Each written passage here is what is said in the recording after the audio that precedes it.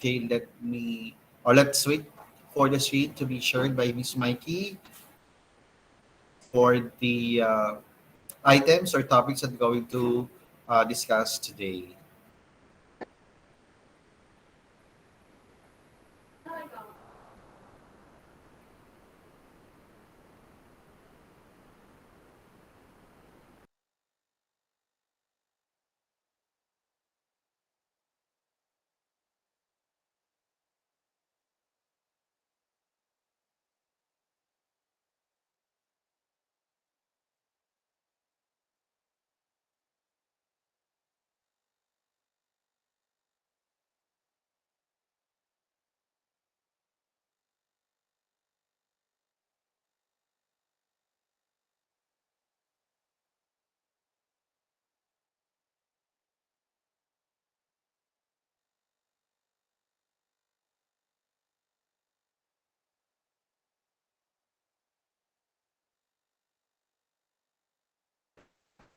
Okay, so I'm requesting everyone to please turn on your camera.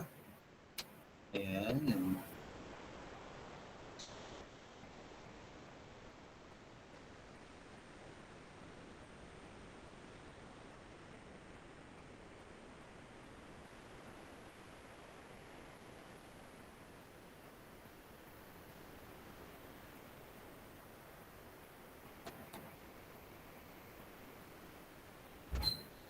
Ay, sorry po.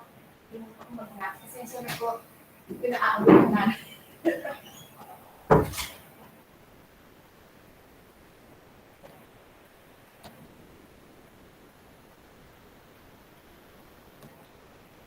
Okay, so you'll be able to see my screen. Okay, please type yes if you can see my screen.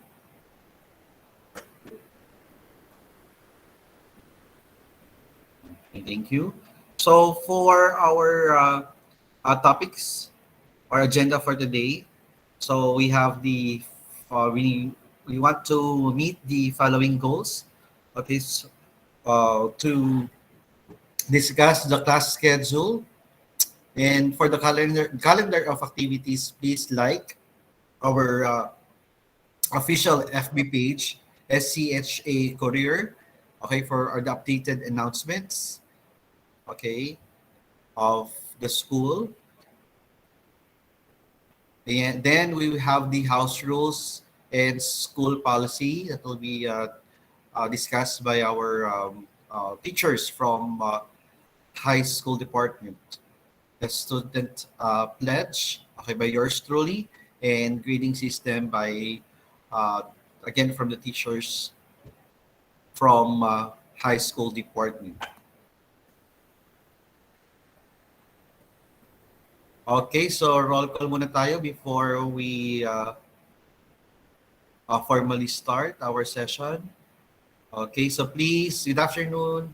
Ayan, so, okay, eh, we have a message from our principal. So saying good afternoon to everyone.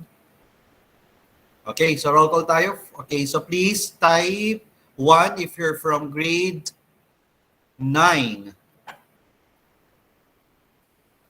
Ayan. So I need keyboard warriors. Ayan. Okay, so let me see some folks from grade 9. Ayan.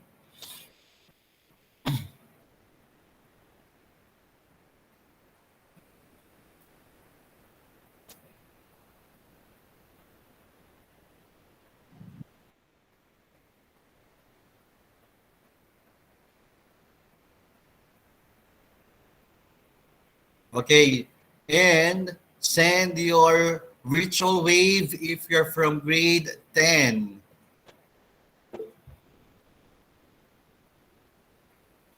Okay, please type your or send your virtual wave if you're from grade 10.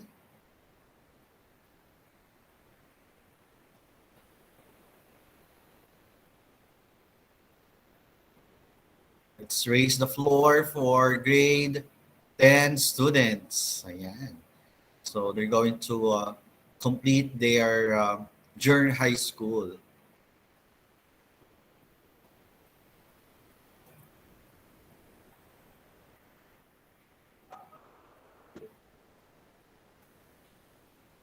Okay. And with that, okay, so let's have, okay, requesting everyone to uh, take their moment of silence for the opening prayer, followed by the Philippine National Anthem.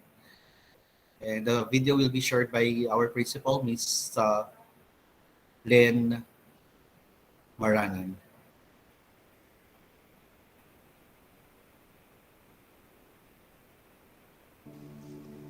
Dear God, thank you for the opportunity to meet together. Please help us to come together to make this institution reflect your kingdom. Breathe life into our ideas and decisions. Help us build a team that has love and respect at its heart. Give us the strength to continue working for your kingdom in this time of pandemic. Lord, come give us the inspiration to be the best we can be. May we be a shining example of your goodness and truth within, wherever we are. Inspire our thoughts, discussions, and ideas, and continue to remind us that all that we do here today, all that we accomplish, is for the pursuit of truth for the greater glory of you. We ask these things in your name. Amen.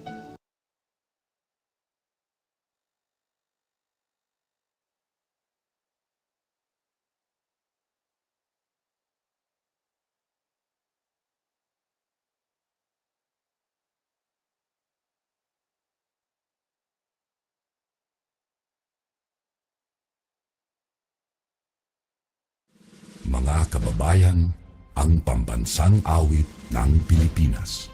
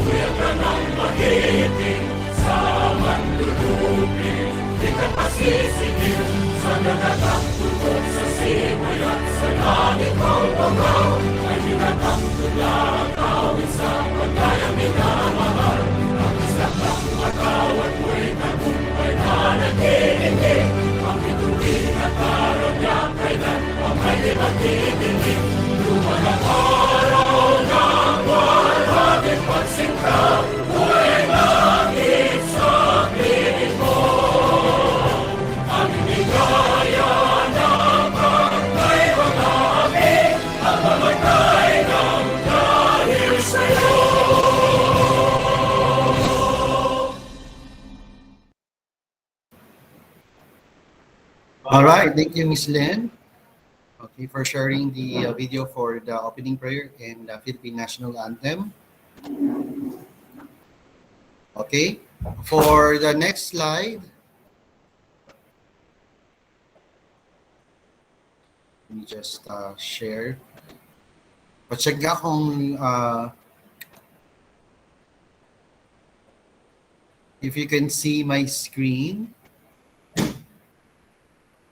Okay, so this will be the schedule for grades 9 and 10. So do we have teacher or advisor from grade 9 and 10 to discuss or to give some inputs about their schedule for this coming school year? So discuss lang natin kung what time sila dapat nasa school at anong oras yung kanilang dismissal and what to be expected from them.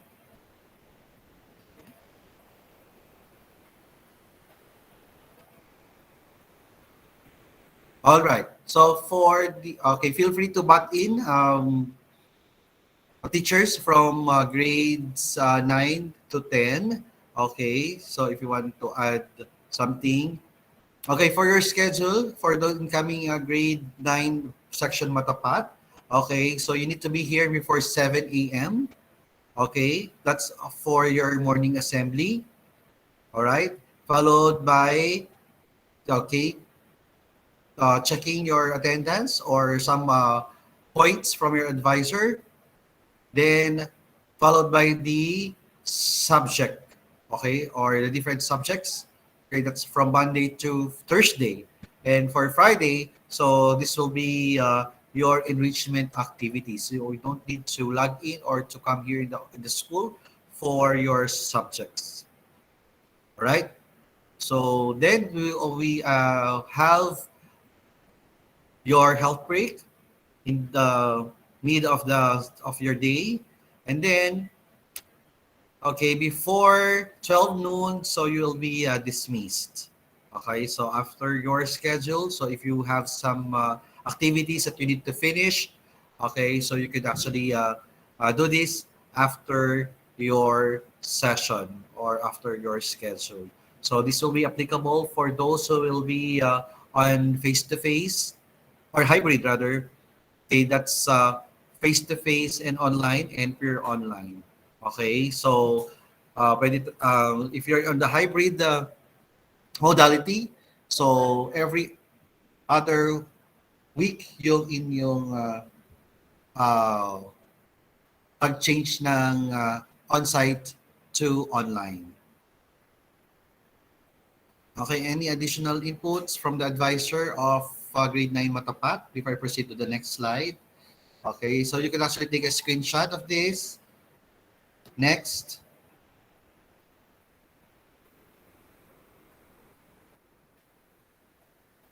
Okay, grade 9, mapagmalasakit. So same drill. So you need to be here before 7 for the morning assembly. So that's the start of your day. Okay, so we make it sure that you will be here before 7. Okay, so 7 to 7:15, it's not a waiting time or grace period. It's the start of your day for your schedule. Okay, and then you have your health break in the midday. And last would be your dismissal before 12 noon. And afterwards, okay, so there will be, if you need to continue or finish your activities, you could actually do that in your house after your schedule. Okay, same goes with the next section, which is grade 9 Malasakit. Okay, and for grade 10 Marangal, okay, same assembly time. So, kailangan nandito kayo before 7. Okay. Kasi 7 o'clock ang start ng ating assembly. And followed by your subjects or the different subjects that you're taking in for grade 9. And then, in the midday, you have your health break. And by noon, you're already dismissed. Okay? Same goes with the grade 10 mapagkakatiwalaan. Grade 10 matatag. And we also have the grade 10 masigasig. Yan. May na-miss po ba tayong schedule? Okay. And if we have some changes, so okay, that will be discussed by your respective advisors. Okay, the opening of the class is on August 22nd. So that will be next Monday. So you still have time to prepare, okay, as well as the teachers, okay, for us to be more ready for the upcoming school year. All right. I think we're going to move on for the next topic. And this will be for the house rules and school policy.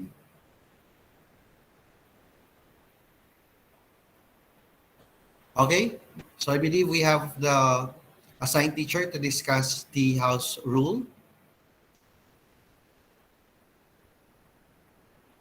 Take it away. Okay, so good afternoon everyone po. Thank you, Sir Den.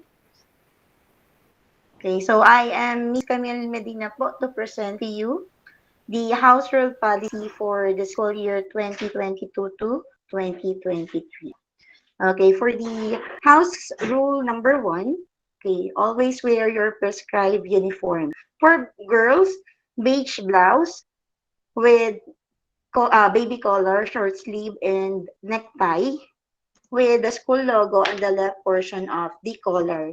While for the boys po, polo, not polo jacket po, polo po with the logo on the left pocket. So for girls po, yung ating skirt, so yung ating blouse paired with checkered skirt, and for the boys naman po, our polo is paired with charcoal gray slacks or pants. Yan. So for the shoes po, black shoes po, and white socks only. So wala pong magsusuot ng black socks, no, for the boys especially.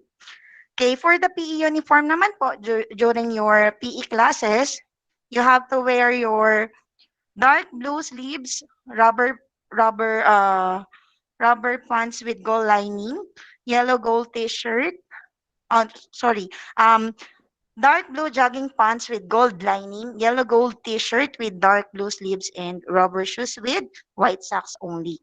So usually kasi nagiging problema namin mga advisor is yung pagsusuot ng black socks. So palaging naka-black socks. So only black socks po is for senior high school only.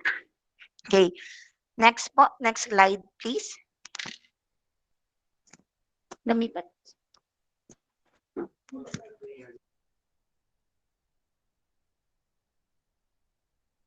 Okay, so for the house rule number 2, so observe decent haircut and grooming. So a decent haircut is prescribed for the boys. So for our male students, kailangan po clean cut lang. So the hair should not touch the ear and the collar of the shirt. And for the girls naman, siguro po brush your hair, ponytail kapag po medyo mahaba. Clean look lang po to enhance your beauty. Wag naman pong papasok na gulo-gulo ang buhok, no girls? And also, wearing of earrings among boys is strictly prohibited. So, bawal po kayong mag-wear ng earrings po. For the girls lang po, 1 pair of earring lang po ang allowed. So, hindi po kayo pwedeng maghikaw ng napakadami, no? So, next po, next slide please.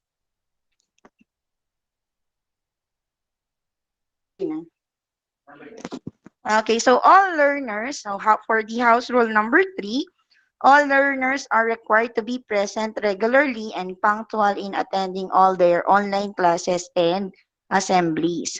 So yung attendance po, i-check po yan. It will be checked by your advisor as well as your subject teachers. Also, malalaman naman po namin kung kayo ay gumagawa. So, ibig sabihin po, we can check your outputs, no? For your activity po on the Quipper or other platforms katulad po ng Google Classroom. So reminder students that no output means no attendance. Even though po pumasok kayo, pero wala naman po kayo nasubmit na mga outputs for the day, you will be considered as absent. Nagkakaintindihan po ba? Please type yes nga po kung naiintindihan yung sinasabi ni Miss Camille. Okay, naiintindihan po kaya? So no output, no attendance. Okay, maliwanag po yan ha. Especially if in case na umabsent kayo or hindi napigilan na naka-absent po, yung absentee should always ask their parents or guardian for an excuse letter. So yung excuse letter will be emailed to your advisor first, or kung wala kayong email ng advisor, pwede naman po sa guidance. And yung guidance po, isi-send po sa amin na advisor yung inyong excuse letter, and then we will forward. So the advisor will forward your excuse letter to your subject teachers within the day. Okay, for example, sa amin naman po kayo nag-send, or yung parents niya sa amin nag-send ng excuse letter, we can forward it to your subject teachers. If in case sa messenger naman po, nag-message lang po sa amin yung inyong parents or guardian, kung handwritten po, you can take a picture and then send it to us. Kung ang gagawa or ang magsusulat ay kayo, students, make sure po na may pirma ng inyong parents or guardian. And then indicated po yung ID na may pirma po for validity po. Okay? Okay, thank you po, Sir Den and Miss Mikey. So I will give the floor to Miss Mel Laiko. Take it away, Miss Mel. Yeah, thank you very much, Miss Camille. Okay, so, okay, your turn, Miss Melise. Okay. Can you hear me loud and clear po? Alright. Yes, So, po. hi! Good afternoon, grade 9 and 10. Na-miss niyo ba ako? So, ayan. Dahil hindi naman na kayo bago sa SCHA, naman daw, sabi niya Bendan. Dahil hindi naman na kayo bago, dahil nagkita-kita na tayo ng inyong grade 8. Ako ang inyong Filipino teacher. So, ayan, ngayon, nagkita ulit tayo para i-discuss, kung mapapansin ninyo, ito rin yung mga school policy na diniscuss natin the previous year nung kayo din ay nag-orientation, student orientation, for online distance learning. Tama po ba? Yes. But now, dadagdagan lang natin siya ng ilang mga policy which is applied both sa ODL modality and sa face-to-face modality. So by the way, to clarify things lang po, regarding po dun sa mode of learning po ninyo, yung mga naka face-to-face po and mga naka-online distance learning, yung naka-enroll po, sabay po kayong magkaklase. Okay? May half po ng class na naka-online and then may half ng class na naka face-to-face. But alternate po ang pasok ninyo. So for example, yung grupo nila Belien for this week ay naka-online and then yung grupo nila Ocampo, Nathaniel, for this week is naka face-to-face, magpapalit sila the following week. So next week, ang naka-online naman sila Nathaniel Ocampo, and then ang naka face-to-face naman is si La Nathaniel Tristan Belien. But again, magkasama pa rin po kayo sa klase. May naka-online and then naka face-to-face. Naririnig po ng mga naka face-to-face ang sagot ng naka-online. Same, ganun din po yung mga naka-online. Maririnig nyo rin po yung mga nasa face-to-face. Okay? Makikita po kayo sa screen ng mga naka-face-to-face. Kaya, dapat ay sumusunod pa rin kayo sa policy natin. Kaya yung binanggit na house rules kanina. Nagkakaunawaan tayo? Okay. So, ngayon naman ay pag-usapan natin yung mga minor offenses na maaari po ninyong na dapat po nating iwasan, mga dapat po nating iwasan during our classes. So, para po sa mga naka-ODL, syempre, unang-una sa dapat ninyong iwasan ay ang pagta-turn on ng microphone habang nagdi-discuss ang inyong mga subject teacher. Bakit kaya, Marfil, Jessie, na hindi dapat i-turn on ang microphone habang may nagsasalitang teacher? Para hindi daw po ma-interrupt yung pagde-lesson. Okay, yes. Thank you very much, Jessie. Para po hindi tayo magkaroon ng interruption. Kasi hindi lang po teacher yung nadidistract, yung mga students din po. Yung mga naririnig nila sa background, pag na-open yung microphone ninyo, nakaka-distract yun. So yung focus nila sa pag-aaral ay nawawala. Okay? So yon.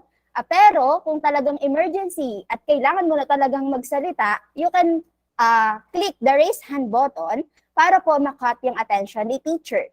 Para masabi sa inyo if you can open your microphone. Okay? But then, kung hindi naman kayo pinayagan at wala namang abiso sa teacher na mag-open kayo at bigla na lang kayo nag-open dyan dahil gusto nyo lang, dahil trip nyo lang, yun po ay minor offense. Right? So next, improper use of the prescribed uniform. Again, katulad ng sinabi ko, yung mga naka-online, nakikita kayo ng mga naka-face-to-face. And pag nakita nila, syempre, na hindi okay or hindi maayos yung pagkakasuot ninyo ng uniform or yung uniform na suot ninyo, magkakaroon ng silipan. Kasi sila po ay naka-proper uniform. Tama po ba? Okay. And kasama po yan sa ating house rules. So kung hindi ka susunod, yan po ay minor offense. At saka para din naman sa inyo yan, para presentable kayong tignan. kahit nasa online class kayo. At lalo na yung naka-face-to-face, of course, para maaliwalas at presentable tayong tignan. Alright? And next, 18, while online class is ongoing is prohibited. Last year din naman, di ba? Hindi rin pwede. Kasi katulad ng sinabi ko, madidistract naman sa inyo yung mga kamag-aral nyo. Nagle-lesson kami, tapos naka-open yung cam, ikaw nguya ng nguya dyan. Siyempre, makikita ka ng mga kaklase, papanoorin ka na lang nilang nguya, no? Oo, di na sila makikinig sa lesson. Kaya, at saka syempre, yung focus nyo din sa pag-aaral ay medyo mawawala. Okay? Kapag kayo ay pinagsasabay nyo ang pagkain. Pero siguro, dun sa mga naka-online, you are allowed to take a candy kasi di ba minsan nakakaantok ang klase. So, pampagising ba? Okay? Alright. So, next, sharing unnecessary links, photos, or posts may turn into major offense depending on the severity. Ayan po ay kahit online or offline. Okay? For online, habang nag-discuss si teacher, nagpalit ng background. Ang pinalit niya ay isang hindi magandang picture or picture na nakaka-offend or something, nakaka-distract, nakaka-disturb. Yan po ay maaaring mag-fall as minor offenses. Okay? Nagkakaunawaan tayo? 9 and 10? Alright. Next slide po, please.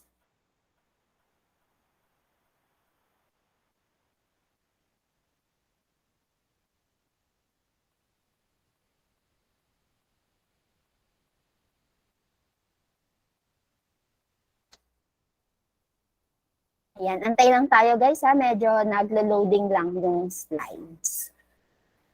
Alright, so ayan, number 5, absences and tardiness. Alam na alam nyo yan, syempre, lalo na yung mga naka-online, oo, nandun ng umaga, biglang mawawala ng hapon. Andun ng first subject, nawala na ng second subject, hanggang sa nawala na talaga siya for the whole day, sa whole class. So ayan po, kapag naka-apat po na, for example, 4 na late na ang nagagawa ninyo, maaari na po siyang mag-turn sa major offense. Kung 4 na late, 4 na absent, and then wala man lang kayong paabiso, bigla lang kayong parang naglaho na parang bula, walang pasabi, walang kung ano man, ayan po is minor offense na maaaring mag-turn as major offense. Okay? So, kailangan kung kayo po ay may emergency at hindi talaga makakapasok sa klase, again, yung paliwanag ni Ms. Camille kanina, mag-send po kayo ng letter through email or maaaring printed sa mga advisor. Or kung hindi makakita si advisor, sa guidance po natin. Okay? Okay. Number 6, consecutive late submission of activities. Okay. So, malaking problema natin yung pagpapasa ng activity. Kasi minsan, talagang sa sobrang dami, natatambakan na tayo. Naiintindihan namin yun, no? Pero kapag pinadami nyo ng pinadami, talagang mahihirapan kayo. Kaya dapat, yung time management ninyo sa pagsasagot ng activities, guys, ay maayos ninyo. Kung kaya naman ng oras nyo na sagutin agad after class, yung activity na ibigay sa inyo, sasagutan nyo agad.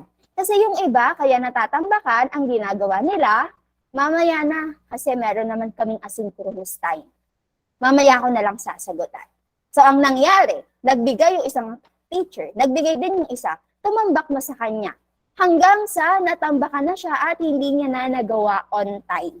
So, yung pagpapasa po ng palagi ang late na activities may fall as minor offense. Okay? Kaya gawin agad ang mga activities. And number 7, unruly and disruptive behavior during online class. Ano pong ibig sabihin nun? Nasa harap ka ng camera, naka-open ka ng camera, panay ang kamot mo sa ilong mo, panay ang suklay mo sa harapan ng camera, bigla ka nalang nagsasasayaw sa camera. Yun po ay yung mga nakaka-distract. Yung, di ba, bigla mo na lang puputasan yung camera, bigla mo na lang hahampasin, nang wala namang dahilan.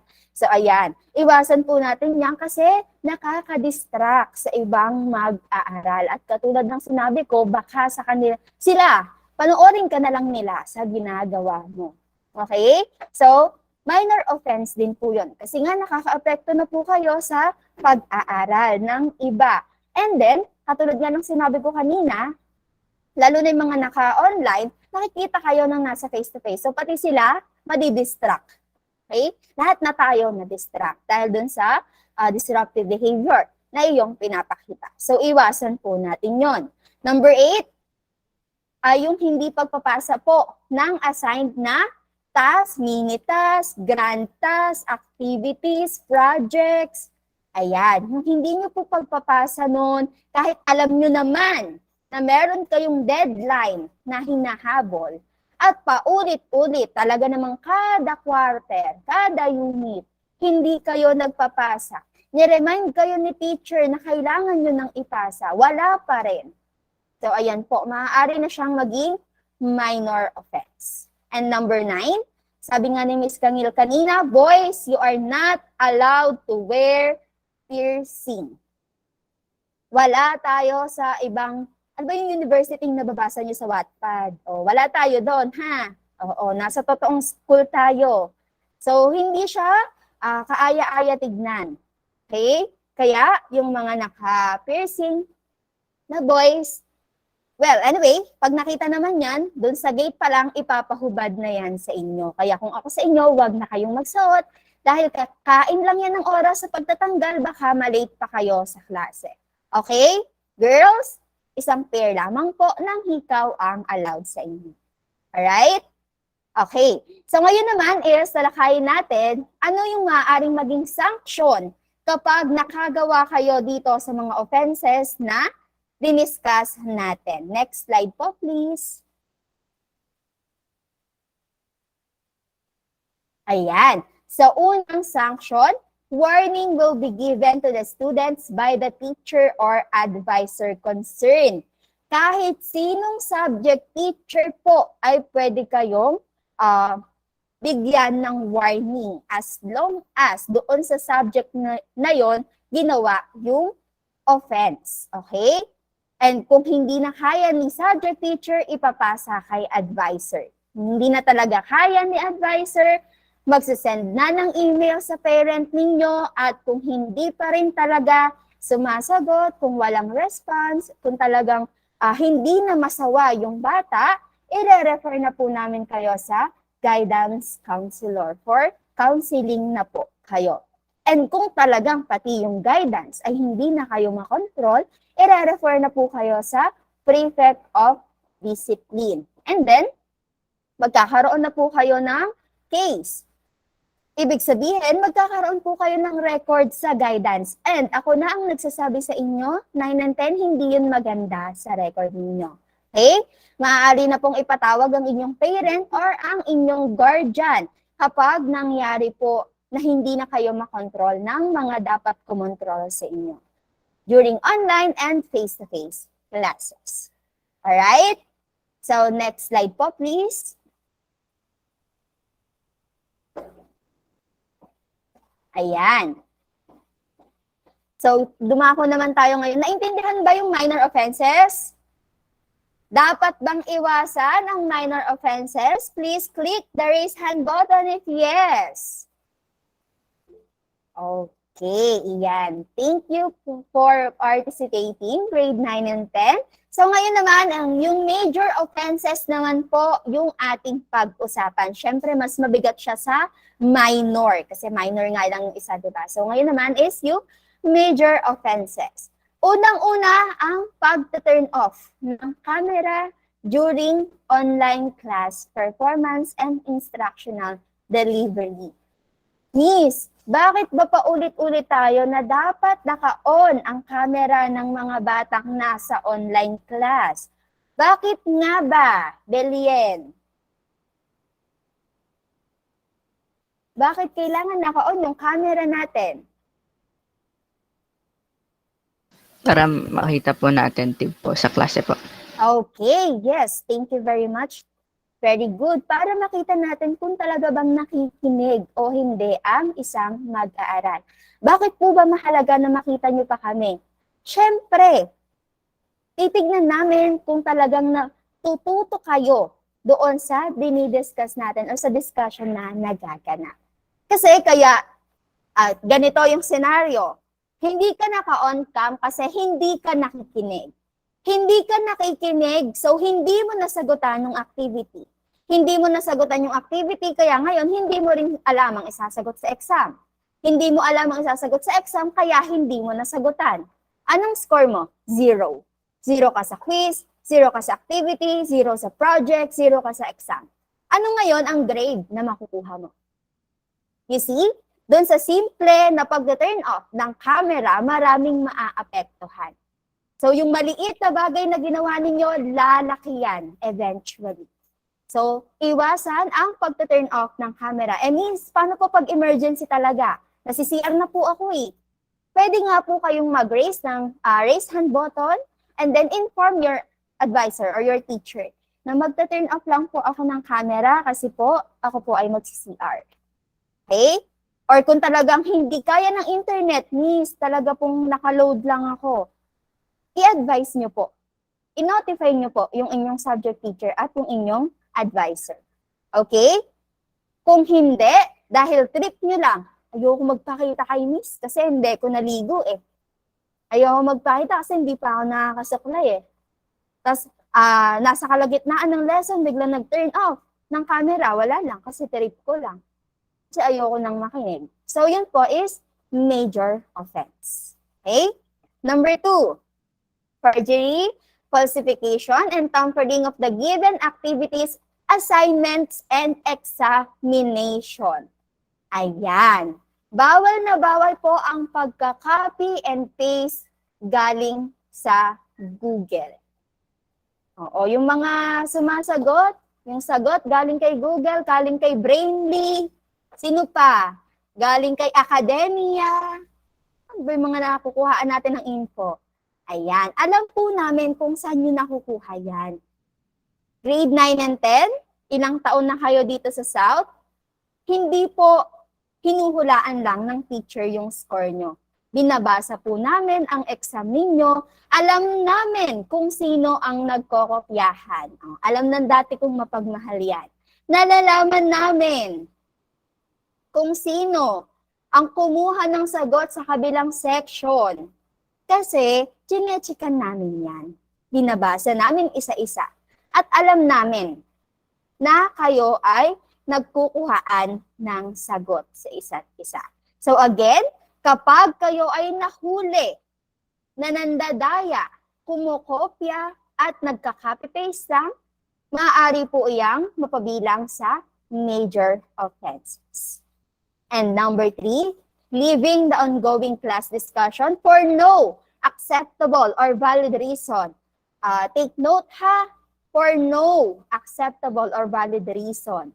Yan, major offense po yan. Wala lang. Kasi ayoko nang makinig, magli-leave na lang ako. Nag-leave ka kasi trip mo lang. Pag tripan ko kaya si miss, bigla akong mawawala kasi makikita niya yun eh. So yun po ay major offense. Okay? Kakaintindihan tayo? Alright. Next po. Thank you. So number 4, possessing, showing, exposing, and or disturbing pornographic materials which include magazines, video clips, and the like. 9 and 10, malalaki na kayo. So alam nyo na. Okay?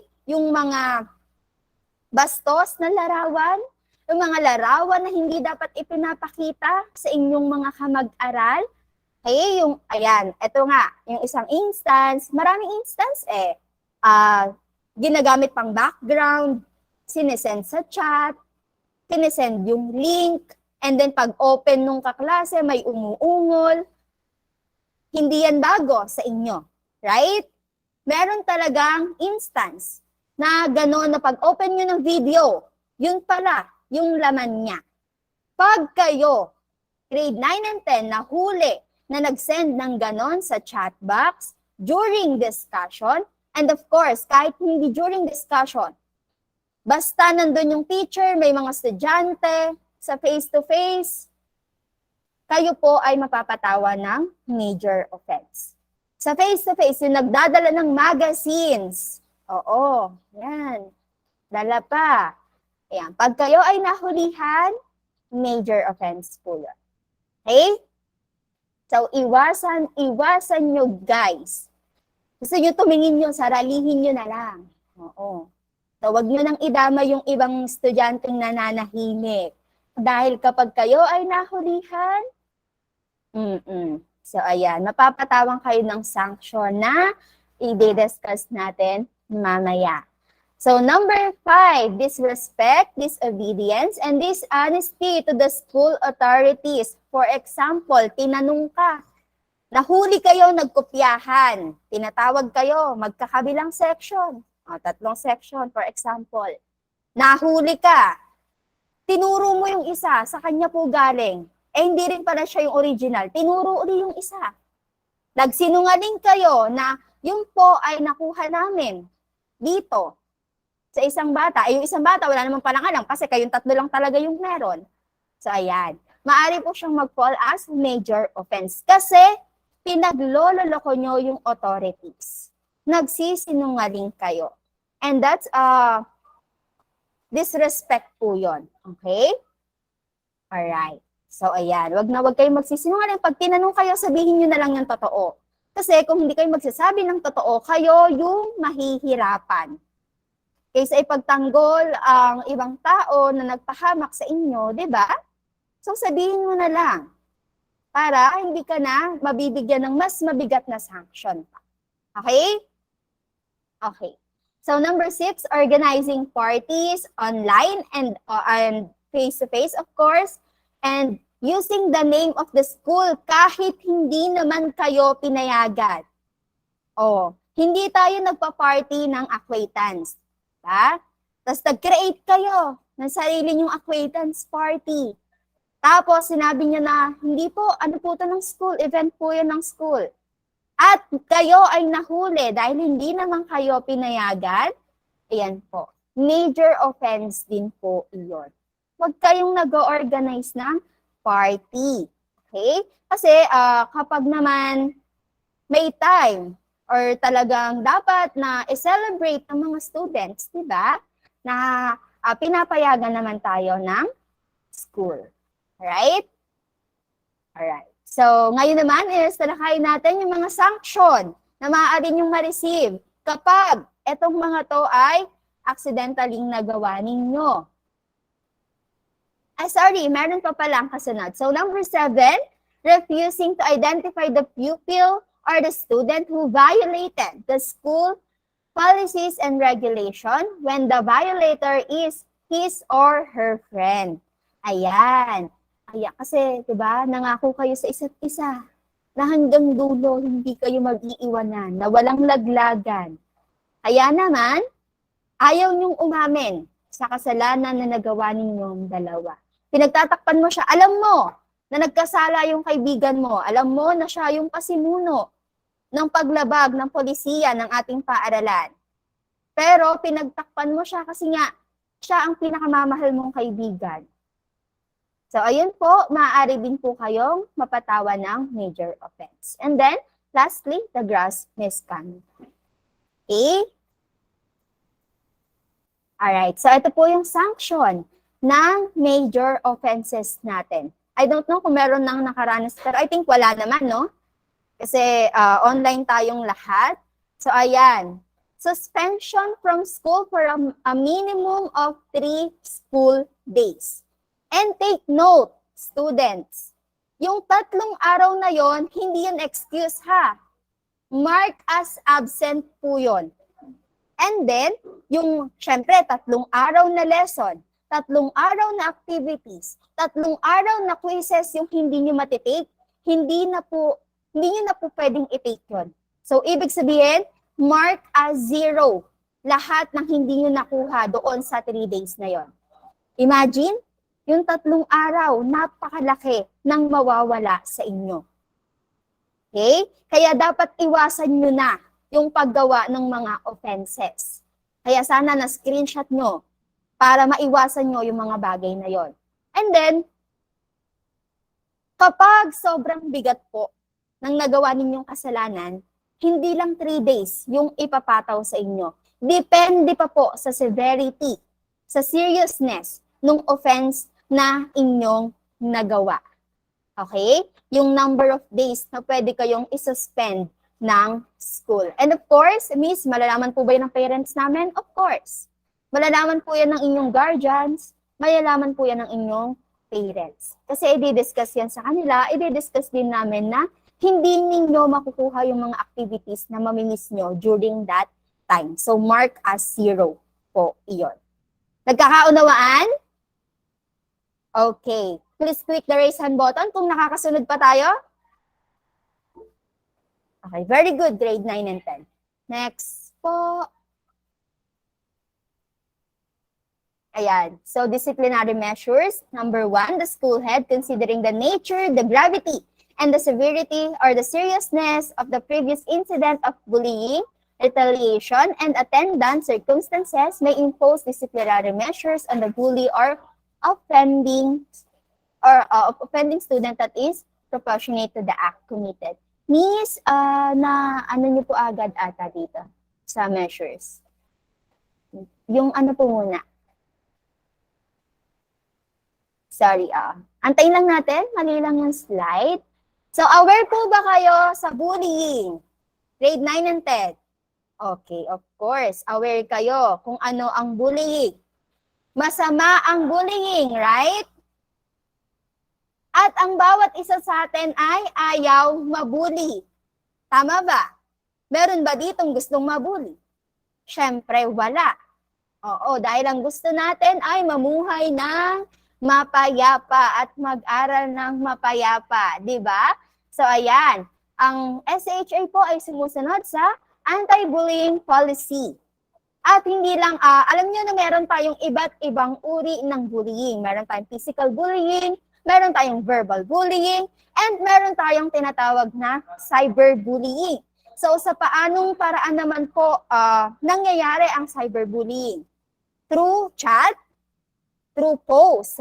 Ano yung mga pwede natin pag-postan? Twitter, Facebook, Instagram, sa mga applications, yung mga ginagamit nating online social medias. So ayan, dyan po pwedeng mag-occur yung tinatawag nating cyberbullying.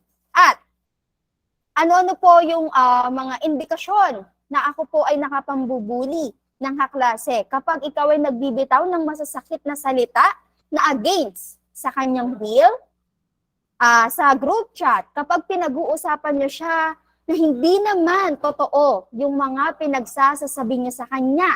Wala naman kayong basis, nag-post kayo sa Twitter, tinag nyo ang buong pangalan niya, ganun din sa Facebook, na wala namang katotohanan yung sinabi nyo, lahat yon ay chismis lang, that's cyberbullying. Yung pagsasend niya ng picture, alam niyo yung mga yung tinatawag na, ang tawag doon, yung hindi niya alam na pinicturean siya. O, yung mga candid na picture, pinagsisend niyo sa GC, pinost niyo sa Facebook, that's cyberbullying po. Lalo na kung kayo ay nakasakit ng damdamin at naka-offend po kayo ng ibang tao. Hindi lamang, pag sinabi natin bullying, hindi lang siya physical na pananakit. Okay? Sinasama natin dyan yung psychological effect nun sa tao. Doon sa na-offend niyo, doon sa naapektuhan ng pambubullying niyo.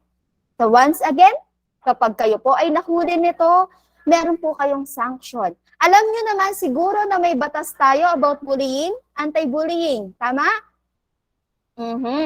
So ayan, yan po, maaaring i-apply yan sa inyo. So, hindi ko alam kung may case na ba na napapunta sa DSWD for that, because of that case. Pero sa school natin, of course, magta-take tayo ng disciplinary measures. Siyempre, kailangan din nating i-counsel yung mga bata and follow-ups, monitoring, i-monitor, bakit ba siya nagkakaganon, ano bang problema niya. So sa guidance kayo, po, magsasama po kayo ng ating mga guidance practitioner para po ma-resolve natin yung problema na na-create ninyo. Okay? So ayan po, yung mga measures na ating ginagawa. Of course, sumusunod tayo sa implementing rules and regulation. And then, some provision from the DepEd Order number 40. Pwede nyo pong i-search yan kung ano ang nilalaman yan. Series of 2012 or the DepEd Child Protection Policy. Okay, so maaari po kayong magkaroon ng mabigat. Mas mabigat dun sa major sanctions natin kanina. Okay, kaya iwasan po natin. At paano nga ba tayo makakaiwas sa pambubuli ng ibang tao? May idea kayo paano tayo makakaiwas?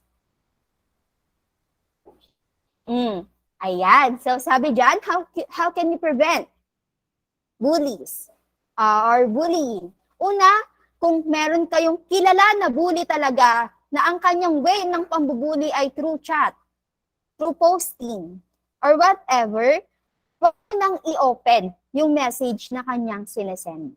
Lalo na sa group chat. O, pag nag-expose yung group chat nyo, at nakita dyan na kayo ay nambubuli ng kaklase ninyo, lagot kayo. So, ayan, kapag alam nyo po yun, na bully siya, huwag nyo nang i-open para hindi kayo madamay. Tama? Kasi usually, kaya lang naman kayo nadadamay sa pambubuli eh. Ino-open nyo, nakikita nyo. So kapag nakita nyo, may tendency na pagtakpan nyo siya. So, kasama na kayo, accomplish kayo. Sorry. Doon sa ginawa niyang kasalanan. Okay? So, dapat iwasan nyo na yon. Another thing po, sabi dito, treat everything and everyone with respect. Yung last 8 na katarungan ko, ano yung golden rule natin sa klase? Ano ang ating golden rule? Ana. Asan si Ana? Nawawala si Ana. Okay, sino yung nag-raise ng hand? Yes, Krishna. Ano ang ating golden rule? Huwag mong gawin sa iba kung di mo gustong gawin sa'yo. Okay, very good. Thank you very much. Sabi doon, huwag mong gawin sa kapwa mo kung ayaw mong gawin sa'yo. Kung ayaw mong mabuli, huwag kang mambuli. And take note, guys, lalo na yung mga nakaranas ng face-to-face. Meron ba dito nakaranas ng face-to-face? Okay. So, alam niyo yung nanghahampas kayo ng kaklase niyo pag natutuwa kayo? O, tawa, hampas. Ngungutos pa yan, ngungurot pa, nununtok pa. Yung simpleng laro-larong yun, it may cause bullying po. Okay, lalo na kung na-offend. Yung taong hinahampas, yung taong kinukurot, sila sa bunutang, kinukutusan. Wag niyo pong gagawin yung ganon. Kung ayaw nyo, gawin sa inyo ng mga kaklase niyo. Okay? And first of all, nakakasakit kayo. Hindi naman basta yung hampas ninyo. Di ba? Kung yung hampas nyo, daliri lang gamit, di ba? Oo. Hindi makakasakit yun. Pero kasi ito yung gamit natin. So, masakit siya. So, that's a form of bullying na po. Physical bullying. Okay? So, iwasan natin ang mga bagay na to upang makaiwas tayo sa gulo. Alright? Kakaunawaan ba tayo? Opo. Okay? So, and then, last na, for the other information po natin, para sa inyong mga pakisabi na lang po, hindi, alam ko naman, nasabi na to nung nag-parent orientation. So, sa inyo na lang pong mga mag-aaral, kapag po meron kayong concern or issues na nais i-raise sa inyong advisor, maaari po kayong mag-send ng email. Hindi po namin kayo pinagbabawalan.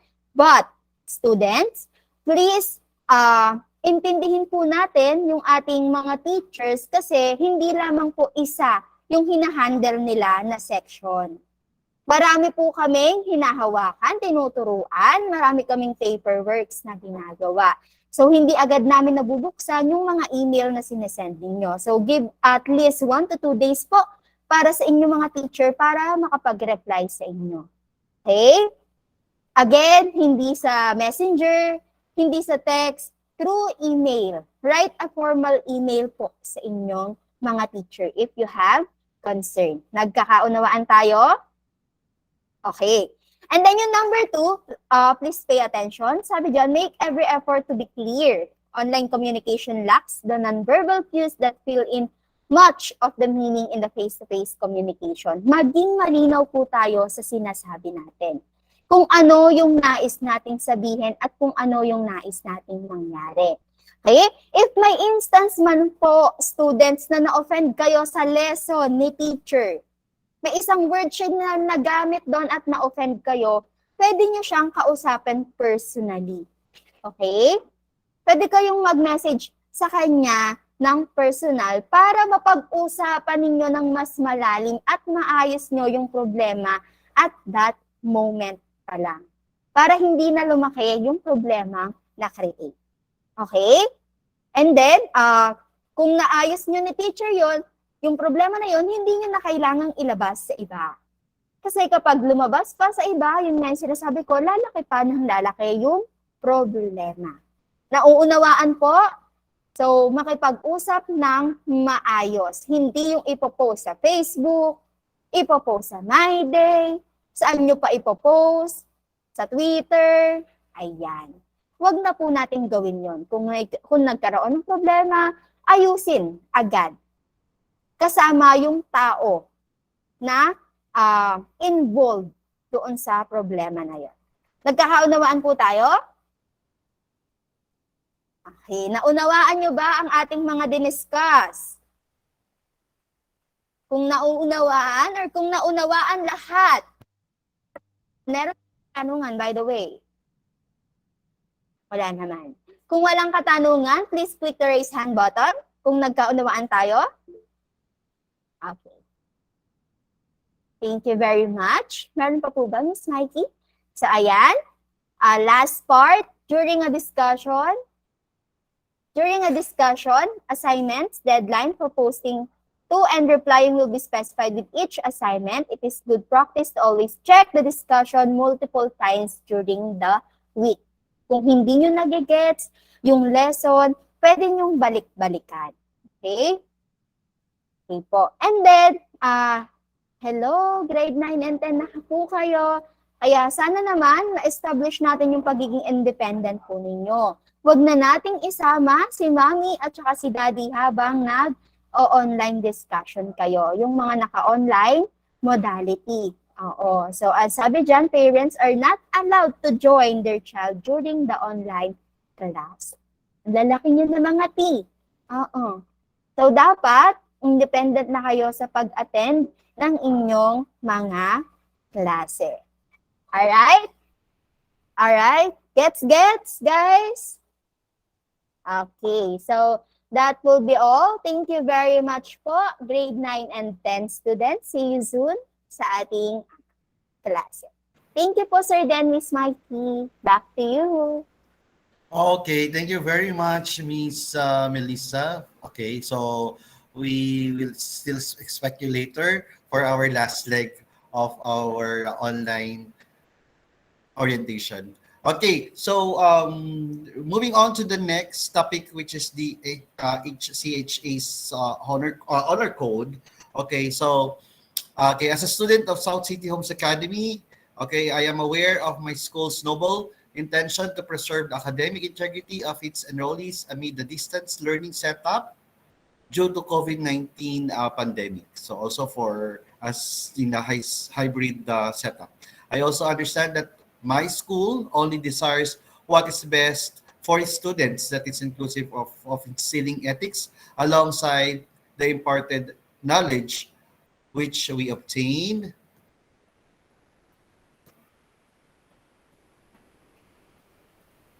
and through this honor code, my dedication to receive only the best education. My parents want me, for me, relies on the awareness and understanding of the responsibility as a student to work with all honesty and fairness, as well as promote these among my co-students and never to tolerate any form of academic misconduct by anyone and for anyone.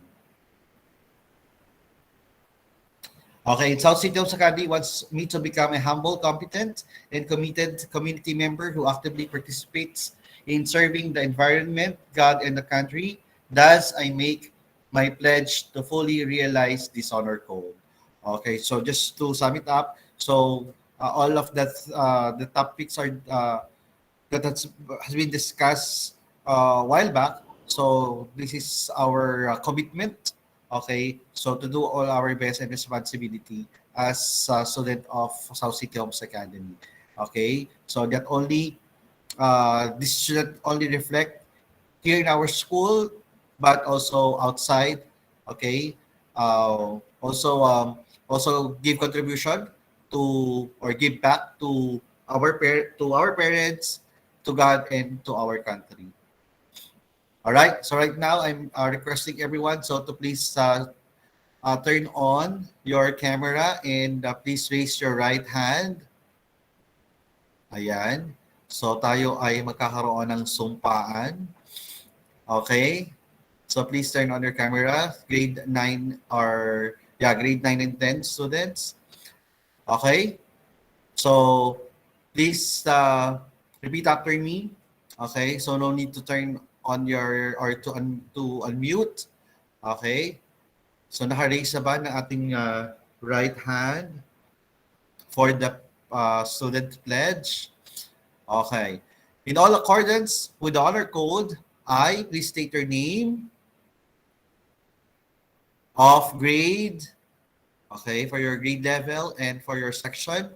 I'm aware of my responsibility to uphold the academic integrity as imposed in the school policies for my ethical development as a learner, even in the middle of the current, if you're on the hybrid and full online setup, I am part of.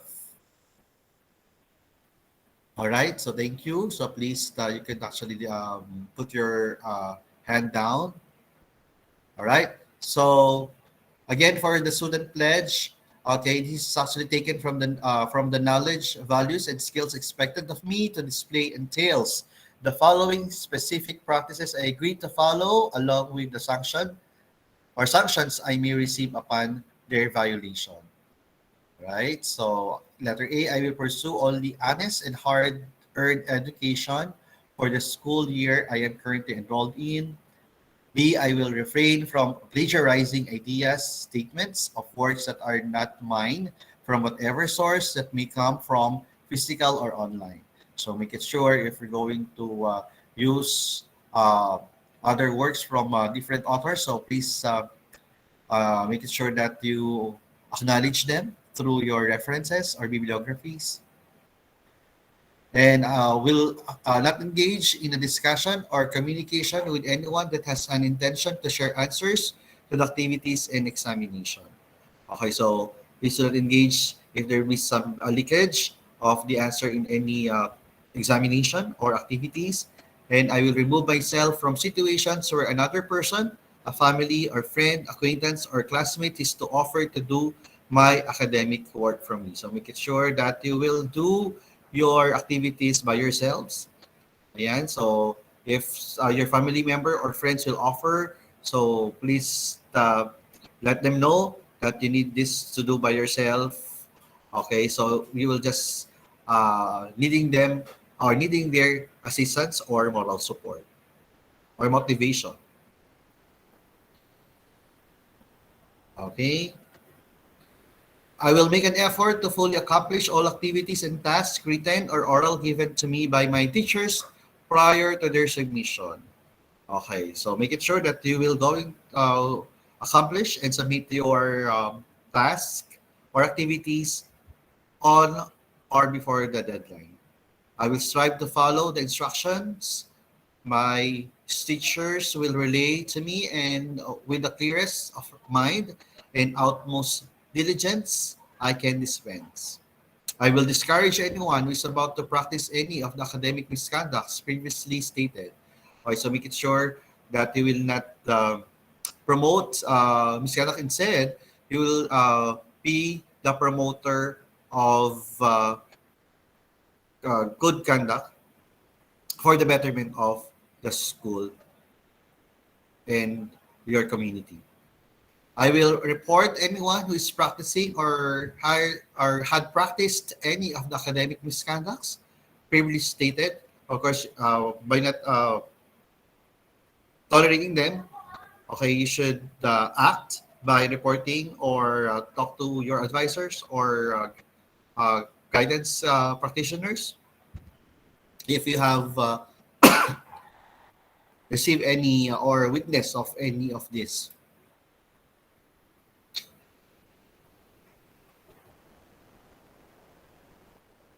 I report or I will work hard in finishing my studies to match the hard work my parents and our guardians dedicate for me to be provided with quality learning and quality life thereon. Okay.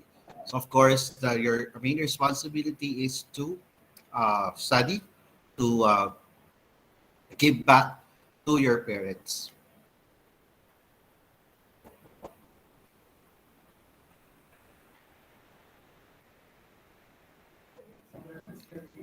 Okay, upon this pledge, I hereby agree to the consequences of my failure to uphold academic integrity, policies my school is implementing. Likewise, the merits of quality education I should receive as a result of sustaining them. So I hope that this is very clear to you na discussed rin to earlier by your teachers, and will continue to explain or give clarification if you have some if it is or if you have some unclear or gray areas in this matter.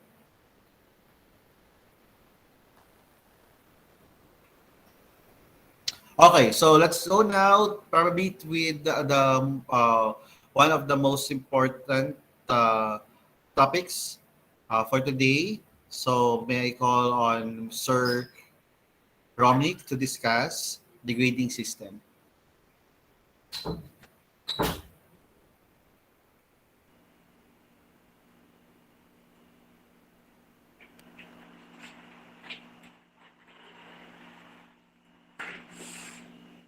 Hello, good afternoon.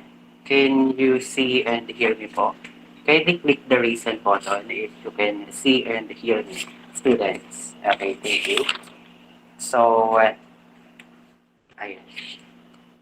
So I will be discussing about grading system. So, paano ba kayo binibigyan ng grade?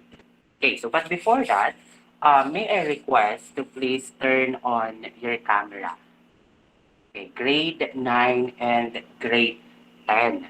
Okay, so upon receiving and seeing your report card, di ba nakita nyo yung report card nyo, right? So mayroon dong mga grades. So you're going to show me your facial reaction. Okay. Your facial reaction nung nakita mo yung card mo na mayroong 70 to 74. Let me show your facial reaction. Teachers, kindly help me spot their facial reaction kapag may nakikita sa report card na 70 to 74. Ayan, so 'di ba, yung emotion or naandun yung panghihinayang, regret, 'di ba? Lalo na pag 74. And also yung pighati. Ayan, sino nakaranas ng pighati dahil 70 to 74 yung nakuhang grade? Meron ba? O parang may nakita ko. What about your facial reaction kapag nakita niyo yung grade nyo from 80 to 89? Ayan, show me your facial reaction po kapag nakakita kayo ng grade sa card nyo ng 80 to 89. Happy ba kayo kapag may 80 to 89? What about 75? Ayan, 75 flat. Okay, so naandyan yung may konting takot kasi munti ka nang bumagsak, right? Or yung kinabahan dahil munti ka nang bumagsak kasi yung 75, passing grade siya. What about yung 90 and up? Ayan, yung mga achievers to. Show me your facial reaction. Nathaniel, Bilyen, ayan. So nakikita sa facial reaction yung nagiging proud, di ba? Deserve, kumbaga. Okay, so in terms of computing your grade, so sino sa tingin nyo ang gumagawa ng grade? Is it the learner Or is it the teacher? Kindly chat down your answer po. Sino ba yung gumagawa ng grade? Kindly chat down po your answer. Okay, so according to Krishana, learners. According naman to Miguel, teacher daw. Ito ba, teacher yung gumagawa ng grade? Baka sila lang yung nagre-record, yung teacher, di ba? Tama? Baka sila yung nagko-compute ng grade ng student. So yung gumagawa po ng grade, kayo. Di ba? So kung may ginagawa kayo, may isinasubmit kayo, may kinukompute yung teacher. Tama? So kayo yung gumagawa, kaming teacher yung nagko-compute ng grade nyo. Okay? So, and yung grade nyo, yan yung nagiging reflection. Okay? Diyan nagre-reflect kung anong klaseng mag-aaral kayo. So, if you are going to ask yourself, tanungin nyo nga yung sarili nyo, anong klase ba akong mag-aaral last school year? Have you asked yourself? May answer ba sa question sa sarili nyo? Na anong klase ba akong mag-aaral? Ako ba yung bida-bida during online class? Ganun ba? Ako ba yung laging nagpapasa on time? Or ako ba yung nagpapasa laging late? Diba? Iba-ibang klaseng mag-aaral. So, you assess yourself kung naging anong klaseng mag-aaral ka ba. And nagre-reflect yun sa grade. Tama? Okay. So, according to DepEd Order number 31, series of 2020, the challenges brought to light by the coronavirus pandemic, specifically the implementation of different distance learning delivery modalities, have sparked a larger conversation about the role grades play in student learning, prompting education sectors to rethink traditional grading schemes. So the grading system implemented in this interim policy provides reasonable leniency to learners who are put to a larger disadvantage by the pandemic, but at the same does not compromise the integrity and principles of assessment and grading. Okay, next slide, please.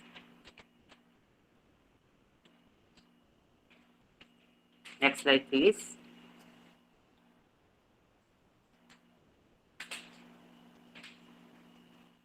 Okay, this way. Okay, so written works and performance tasks shall be administered to assess the content and performance standards that describe the knowledge, abilities, and skills that learners are expected to demonstrate. They include the following. So we have the student's learning portfolio, minimum written works and performance tasks within the quarter. So all competencies should be covered by the performance task. So in computing your grade, there are two components. Okay? The first component is written work. Kindly chat down the word written work.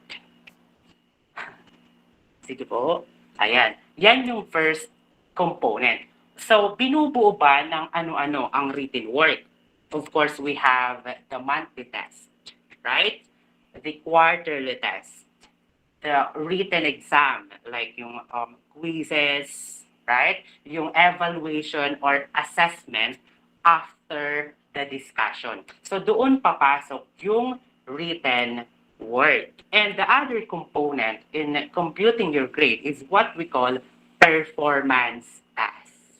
So, kaya nga in every subject, di ba, mayroong performance task or project. So, doon po papasok yung mini task, yung performance task, recitation. So, mayroong mga student na nagtatanong, matataas naman yung written exam ko, pero bakit mababa pa rin yung grade ko? Okay? Baka naman, hindi ka nagre-recite during discussion, di ba? Hindi ka gumagawa ng PETA or yung performance task.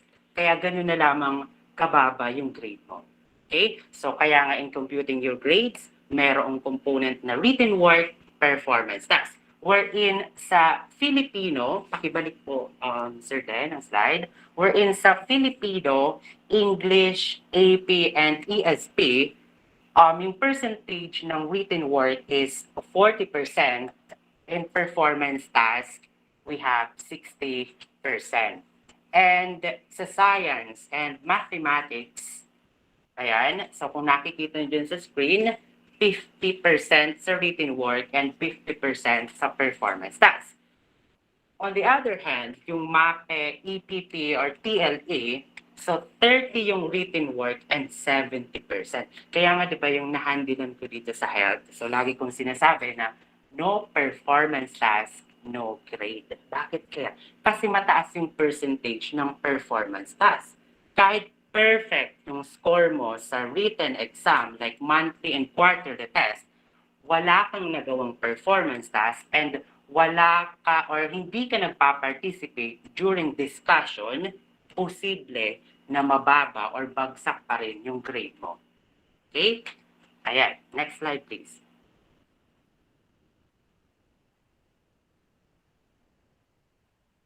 Ayan. So, weight of the component for senior high school na to.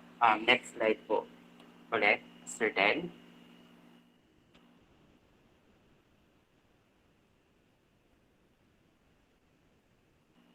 Okay, so doon naman tayo, dito sa how are learners promoted or retained at the end of school year? So, final grade of at least 75 in all learning areas, ano yung decision? Mapopromote siya to the next grade level. Pero kapag ang estudyante ay hindi na-meet yung expectation in not more than 2 learning areas, say for example, bumagsak yung final grade niya in math and English, ano yung decision? Anong decision? Kailangan niyang mag-undergo sa remedial classes. And sad to say, marami yung nag-undergo sa remedial classes. Ayan, so gusto nyo ba na habang nakabakasyon na yung mga kaklase nyo, kayo ay pumupunta pa sa school para mag-attend ng remedial class? Para ma-promote kayo to the next grade level.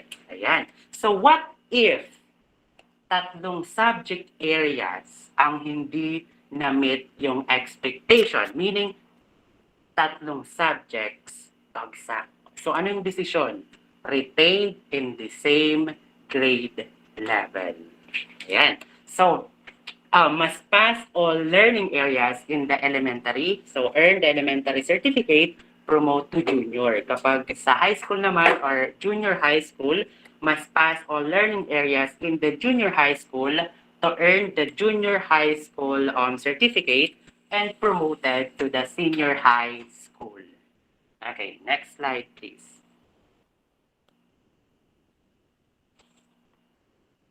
Next po. Ayan. So, recomputed final grades, summative assessment are also given during remedial classes. These are recorded, computed, weighted, and transmuted in the same way as the quarter grade. So, the equivalent of the final grade for remedial classes is the remedial class mark. And merong mark na RCM. So, the final grade at the end of the school year and the RCM are average. So, this results in the recomputed final grade. Next slide, please. Meron pa po ba? Ayan. So, with, how are the core values of the Filipino child reflected in the report card? So, napansin nyo ba yung report card nyo last year, meron ba dong mga core values na nakalagay doon? Maka-Diyos, makabayan, makakalikasan, makatao. Meron ba? Sigurado ka, Tristan? Meron ba? Meron ba? Sure ka? Parang nagbago. How about yung Nathaniel Ocampo? Meron po bang nakita or Ocampo? Meron ba? Meron po. Sure ka? Parang iba yung nakita mo. Meron po. Sure ka? How about, meron ba, Darius?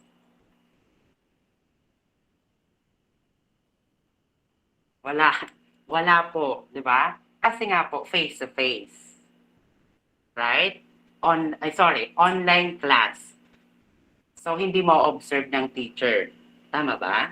So, wala siya noong online class. So ngayon, since mayroong face-to-face class na, so mo-observe na yung core values ninyo. Okay? So, may behavior statements and yung indicators. Okay? Express one's spiritual belief while respecting the spiritual belief of others. Okay? Engages oneself in worthwhile spiritual activities. Respect sacred places, respect religious belief of others, demonstrates curiosity and willingness to learn about other ways to express spiritual life, and yung behavior statements shows adherence to ethical principles by upholding truth. Ayan, tells the truth, returns borrowed things in good condition, demonstrate intellectual honesty, expects honesty from others, aspires to be fair and kind to all, identifies personal biases, recognizes and respects one's feelings and those of others. Next slide. Oh. Okay, we have Makajos, and next is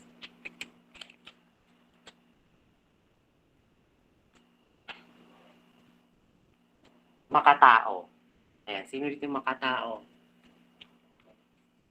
Kung may Makatao, may makahayop ba? Ayan, Makatao. So, yung behavior statements is sensitive to individual, social, and cultural differences. Okay, yung indicators shows respect for all, waits for one's turn, takes good care of borrowed things, views mistakes as learning opportunities, upholds and respects the dignity and the equality of all, including those with special needs, and volunteers to assist others in times of need, recognizes and respects people from different economic, social, and cultural backgrounds. So, demonstrates contributions towards solidarity. Next slide, please. Okay, we have Makakalikasan. Okay, so cares for the environment and utilizes resources wisely, judiciously, and economically. Next slide, please. So we have Makajos, Makatao, Makakalikasan. Ano kaya yung sunod? Makabayan. Yan. So demonstrates pride in being a Filipino, exercises the rights and responsibilities of a Filipino citizen. Demonstrate appropriate behavior in carrying out activities in the school, community, and country. Okay, next slide. Ayan. So, yung ganito ba, nakita nyo sa card nyo? Ikaw, sino to? Veron. Am I correct? Lee Veron. Nakita mo po ba yung ganito? May AO for always observed. Sure po ba? So, wala rin siya kasi 'di ba online class. Ako, di nyo tinitingnan yung card nyo. Ayan. So, mayroong mga marking. So, ngayon, makikita nyo na to. Mayroong marking na AO for always observed, SO for sometimes observed, RO rarely observed, and NO not observed. Kung ikaw ba ay makadiyos, makatao, makabayan, makakalikasan. Okay? Next slide, please. And that's the end of my presentation. So, I hope you learn. So, alam nyo na kung paano makakuha ng mataas na marka, mag-aral ng mabuti. So, thank you very much. All right, thank you, Sir Romnick. Okay, so or for the interest of time, all right, so nag-extend na tayo ng almost 10 minutes.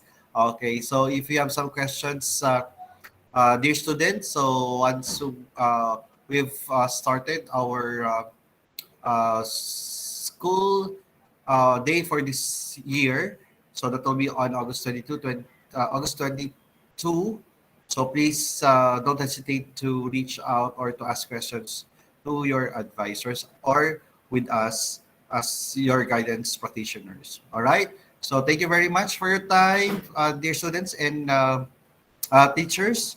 Okay. So one more later. So see you again for that last session later. All right. See you and always keep safe. Any additional words, Miss Mikey?